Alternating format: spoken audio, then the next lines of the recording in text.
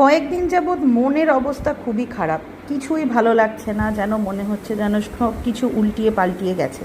ঠিক সেই সময় মনে হলো যে না, একটু রান্নাবান্না করে মনটাকে ভালো করতে হবে। তো শনিবার কী বা রান্না করব, এই চিন্তায় চিন্তায় হঠাৎ করে মনে হলো যে একটুখানি পনির পাতুরি করা যাক। ভেটকির পাতুরি করব বলে কলা পাতা কিনে নিয়ে এসেছিলাম, কিন্তু সেটা আর পসিবল হয়ে ওঠেনি।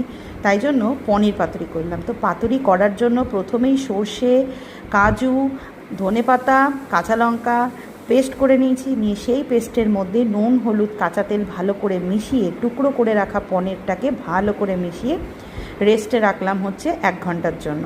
তারপর এদিকে আমি কলা পাতাগুলোকে সেঁকে নিলাম। হ্যাঁ, এখানে গ্রেট করা পনির দিলে হয়তো আরেকটু ভালো হতো, কিন্তু আমার টাইমটা এতটাই শর্ট ছিল, তো সেই জন্য আমি আর গ্রেট করে করিনি, টুকরো টুকরো করেই করেছি। 1 ঘন্টা পরে ওই যে কলা পাতাটা গ্যাসে আমি পুড়িয়ে নিলাম, সেই কলা পাতার মধ্যে একটুখানি তেল মাখিয়ে তারপর ওই পনিরের যে মিশ্রণটা করে রেখেছিলাম সেটাকে দিলাম, দিয়ে ভালো করে এপিট ওপিট করে বেঁধে সর্ষের তেলের ওপরে তাওয়াতে দিয়ে ভাজবো।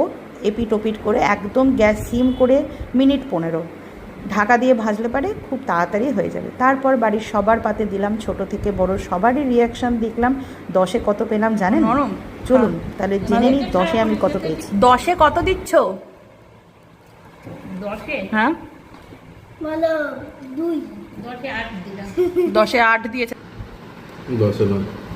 মেয়ে দিয়েছে 10-এ 2, শাশুড়ি মা দিয়েছে 10-এ 8, আর বড়মশাই দিয়েছে হচ্ছে 10-এ 9। এরপর আমার পালা। অবশ্য আমি নিজের রান্নার কী প্রশংসা আর কী নাম্বার দেবো বলুন তো? তাও একবার দেখি টেস্ট করে কি হয়েছে, কোন পদে হয়েছে। নাম্বার আর কী দেবো, নিজের মুখে যা রিয়াকশান দিয়েছি সেই রিয়াকশানেই জেনে নিন, বুঝে নিন যে রান্নাটা কীরকম হয়েছে। আজকের জন্য